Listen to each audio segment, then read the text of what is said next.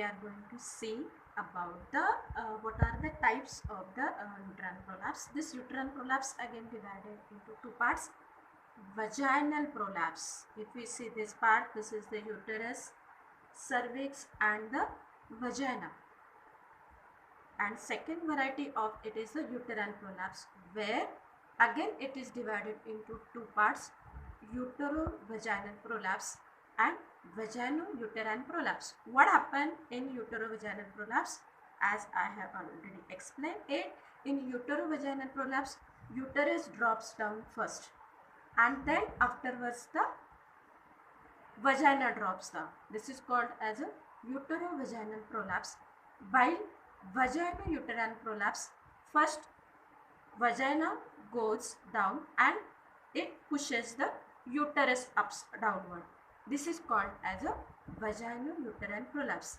This is the types of second variety, that is the uterine prolapse. Now we are going to see about the types of the first vaginal prolapse.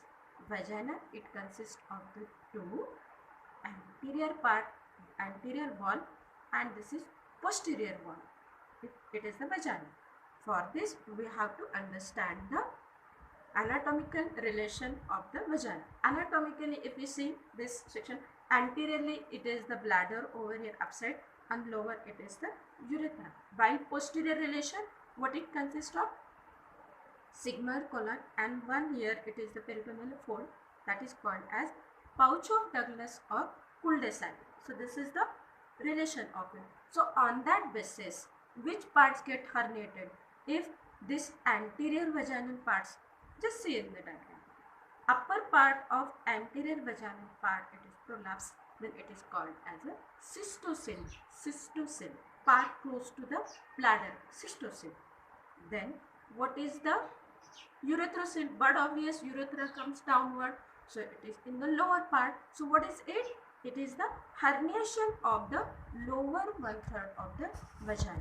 So that is comes under urethra. So now what is the posterior? Posteriorly, what are the parts? Upside it is the pouch of Douglas and lower one it is the sigmoid colon. So from the name, if there is a herniation of the upper 2/3 of vagina, what we see in this diagram, upper 2/3 of the posterior vaginal wall it is herniated, then it is called as androcele. While in case of rectocele, if there is a herniation of lower 1/3 of vagina, then it is called as a rectocele. So this is the types of vaginal wall prolapse. Again, anteriorly cystocele, lower one it is urethrocoele, posteriorly upside androcele, lower one it is the rectocele. That is what we show in this diagram.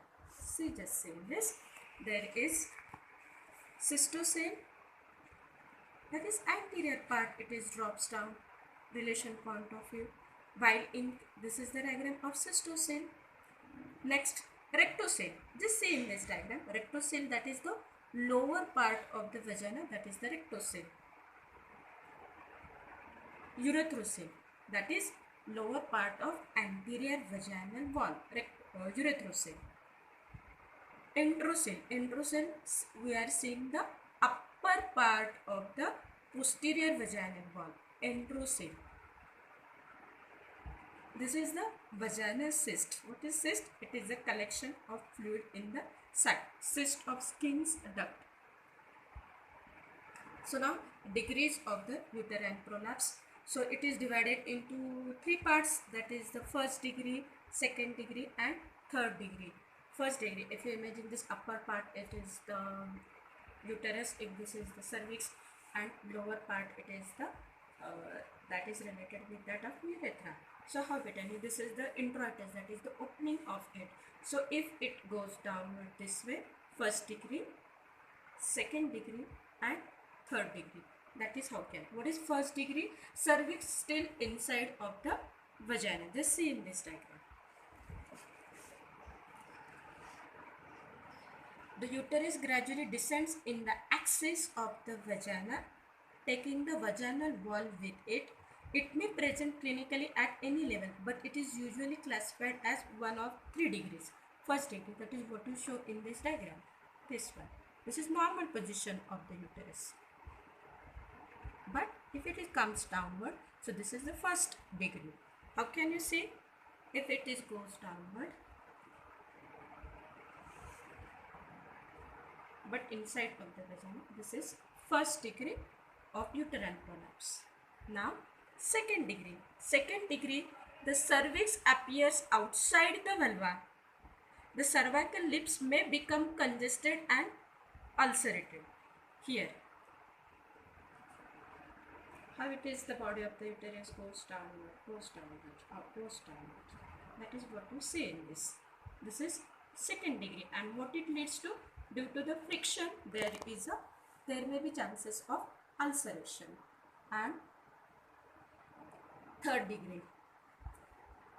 Third degree, complete prolapse. In the picture, the uterus is retroflexed and the outline of the bladder can be seen. This is sometimes called as complete procedentia.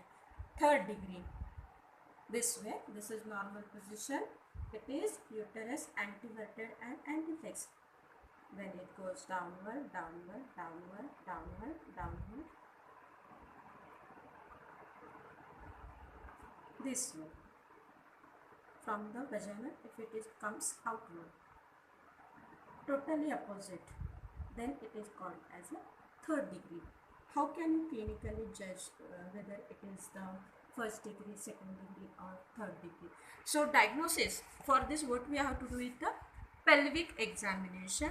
What it reveals, protrusion of the cervix into the lower part of the vagina. In case of mild prolapse, while past the vaginal introitus opening, that is moderate prolapse, or protrusion of the entire uterus past the vaginal introitus opening, that is severe prolapse. So how can you clinically, if this is the first degree or some mild variety of it, when any patient comes to you and when you do the pervaginal examination, ask the patients on lying down, and you can just ask to increase the abdominal pressure. How can you ask it? Say the patient just have the cough. What it leads to? If there is a cough is present, what it leads to? Increase in the abdominal pressure. And during the pervaginal examination, what we see? Just little bit of part is coming downward while during the pervaginal examination. These parts come downward due to the increased abdominal pressure by the cough. So during pervaginal examination, you are seeing some little bit part of get prolapse, that is in case of mild prolapse. But when you have to differentiate between the second degree and third degree, so what we can do it, that is called as a grip test. Grip, that is what we have to use it. The right hand, 2 fingers and the thumb part of it is used. When these parts come downward, just feel it. When whatever the protruded part comes downward, just feel it.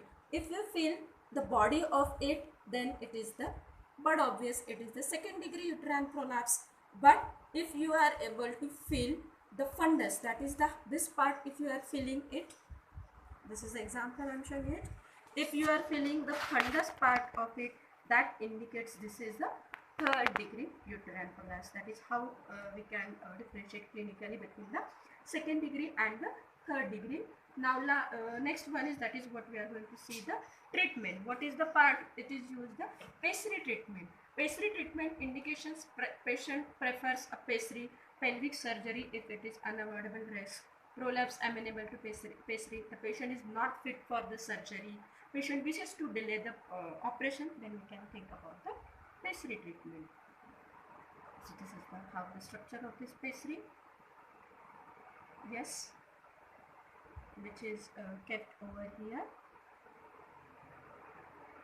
This is the uterine body. Just see this diagram, pessary. And if the last part, if the surgery part, we have to see it. In surgery, then anterior colporrhaphy, that is anterior repair for the cystocele. Then posterior colpoperineuraphy, that is including repair of rectocele, Manchester operation, and vaginal hysterectomy, that is removal of the uterus. That is how this operation, that is image of it. Gauze swab on finger, that is what is used over here. Obliteration of the cystosine, it is completed. Elongated transverse cervical and uterosacral ligaments are sutured and divided. 4. Amputation of the cervix, that is cutting of the part of the cervix, that is amputation of the cervix. That is the part of the completion of the uterine prolapse. Thank you very much.